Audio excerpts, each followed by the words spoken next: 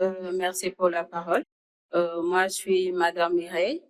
Je suis directeur technique à la régulation du Burundi, la RCT.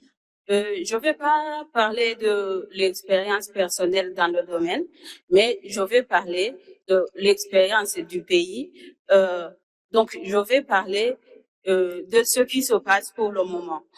On peut être tous d'accord que depuis le matin, dans toutes les allocutions, aussi dans tous les panels, il y avait la présence majeure des femmes, ce qui témoigne de l'émergence des femmes dans le domaine des TIC.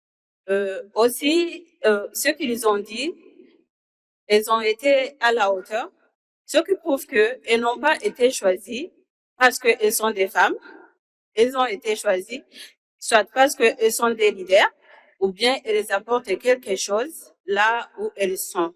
Donc, ça suscite vraiment une fierté. Ça suscite une fierté, aussi l'optimisme, parce que il y a cette occasion qui nous est donnée pour le moment, parce que ça témoigne de la volonté politique d'aider la femme à émerger dans le domaine. Et je vois que on a entendu, on nous a appelé, on a entendu. J'aimerais encourager tout le monde pour que ces initiatives qui sont prévues pour les femmes, parce que les autres l'ont déjà dit, il y en a vraiment beaucoup. Même sur les appels d'offres, comme on l'a souligné, il y a toujours les candidatures féminines sont vivement encouragées. Donc, on nous encourage à nous de répondre à cet appel.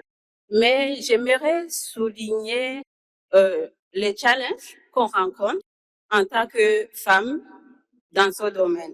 Quand on est dans le domaine, ce domaine des TIC, on a grandi dans la société où on ne le disait pas, mais quelque part, on sentait que c'est le domaine des hommes. Pour dire que si tu es dans le domaine et que tu portes cette étiquette de leader, ça te donne quelque part la pression parce que on dirait que tu dois prouver que tu es à la hauteur. Mais par l'expérience, j'ai vu qu'on est à la hauteur. Il y a mes prédécesseurs qui ont été à la hauteur, donc nous sommes à la hauteur. C'est dans cette optique, dans cette idée, que j'aimerais qu'on essaie de changer cette mentalité. Commençons par nous-mêmes. Ne prenons pas ces challenges comme des obstacles, non, prenons-les comme des défis à relever parce que nous sommes capables. Comme ma collègue l'a dit, nous sommes capables de le faire. Ne gardons pas cette idée qu'il y a les hommes, entre guillemets, qui doivent être devant toujours. Non, nous aussi, on peut être à leur côté.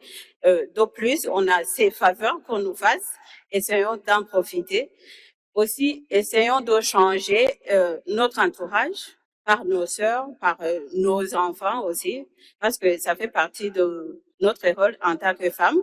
Nos enfants, essayons de les élever, pas en leur inculquant que elles sont, comment dire, elles doivent être au-dessus des hommes. Non, nous avons notre place à nous, mais nous pouvons toujours exceller là où les autres, là où nos frères excellent. Nous aussi, nous sommes capables de le faire.